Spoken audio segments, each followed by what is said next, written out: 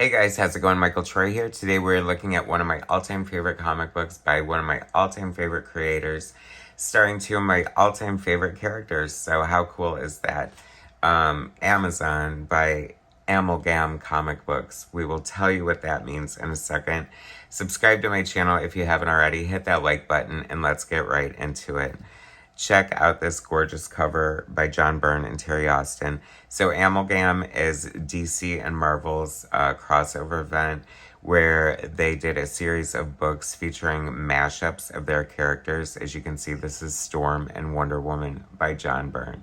If you were not aware of this book's existence, are you dying right now? Like, how cool is that?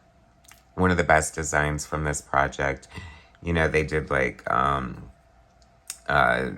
Batman and Wolverine with Dark Claw, and I forgot some of the others, so this is the one we're talking about today. It's 1996, so you kind of have 90s coloring going on a little bit with the lightning bolts.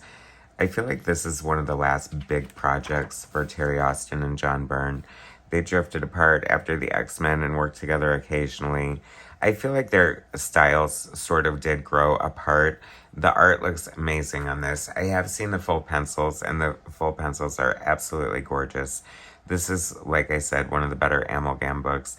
It takes Storm as if she had been like raised on the island of the Amazons, like as Diana's sister. So we have John Byrne, writer, penciler, Terry Austin, inker, Patricia Mulvihill, colorist, who colored Byrne on Wonder Woman. I do like her colors for John Byrne, for the most part. John Costanza, letterer, famous letterer. Jason Hernandez Rosenblatt, assistant editor, and Paul Kupperberg, editor, who was John Byrne's editor on Wonder Woman. Love this. Oh no, I was going to say this kind of looks like a John Byrne thing. He does do some lettering sometimes, so he might have slapped that on there, but I don't know for sure. This is so great. Byrne and Austin goodness. Storm in her cape. I mean, this really is a great design costume. I love it. Hopefully we get to see a better version of it. I love this Storm, like, thigh-high boots, but in the Wonder Woman style.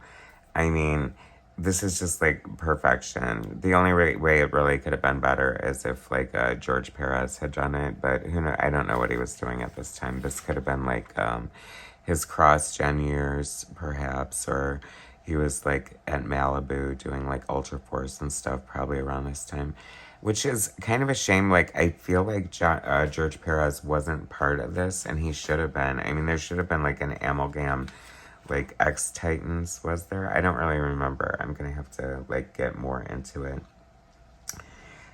But I don't know, Storm just looks so great. She just lends herself well to, like, the regalness of the Amazons, the warriorness, she just is perfect. I believe this is after Byrne's run on Wonder Woman. I'm 100% sure. I love this. This is so great. Look at all that detail. That feels like that character was in Byrne's run. The pencils on this were super tight, by the way. So if you ever, you could probably Google and find the pencil scans for this art. It's totally worth it. Here we go. Terry Austin being Terry Austin, putting little texture pattern on the blanket, as he is wont to do. It's interesting to note, though, just because they do, I feel like Byrne and Austin are working very differently here now. And who knows, like, what Terry Austin, his style evolved. I feel like he used a lot more different textures on the page, like in one page, and we're not seeing as much of that here. It's also interesting to me because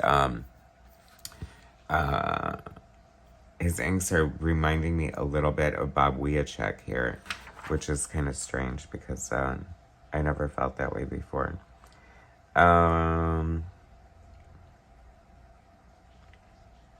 Anyway, like, Marvel and DC are so far apart now, especially with Marvel being owned by Disney and stuff. I don't think we would ever see, like, another DC Marvel crossover.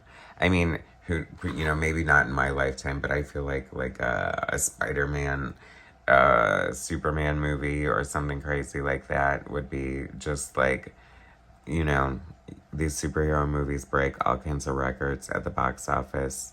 Young Diana and Aurora on Paradise Island. Sisters, you must get along. Hippolyta, I don't want to hear it from you.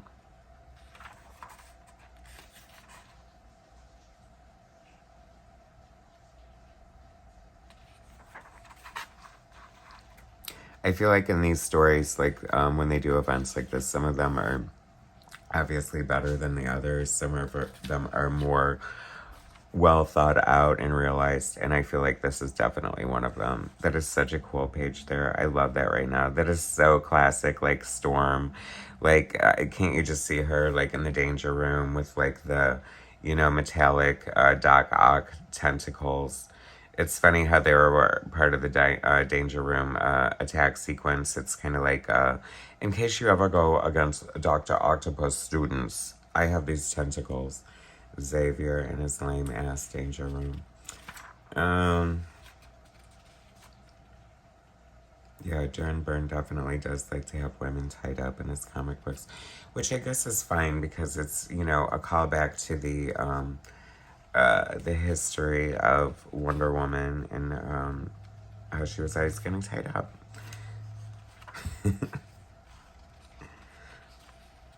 And then there was like bullets and bracelets. I'll have to find that. It's like Diana and the Frank Castle are like, I don't know if they're married or just dating or what the hell, but and then she has like the 90s like leather costume. It gets well, I think we saw that in here. Which, how did I just glaze over that? I think I did just glaze over it. Sometimes I glaze over things and you guys notice.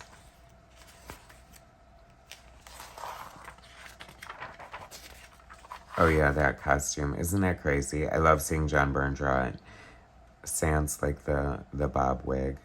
That would become Wonder Girl's initial costume. The creepy Cassie Sandspark Wonder Girl, by the way. Needless to say, I dropped dead when this book came out. I was so excited. I could not believe it. I know I say it about everything, but Byrne really is my favorite. And Wonder Woman and Storm, easily two of my favorite female superheroes. Faux show. Oh, what a great panel. Love that. Beautiful. Such a great book. Letters to Paradise. Amazing. Yeah, here's some of the other amalgams. Oh, Spider Boy was so good by Mike Waringo.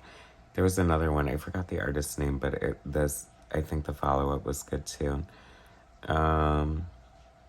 JLX, Bullets and Bracelets, Captain America, Super Soldier, of course, Captain America and Superman. Ooh, Speed Demon, that was awesome. Legend of Dark Claw, Bruce Wayne, Agent of S.H.I.E.L.D. All very great.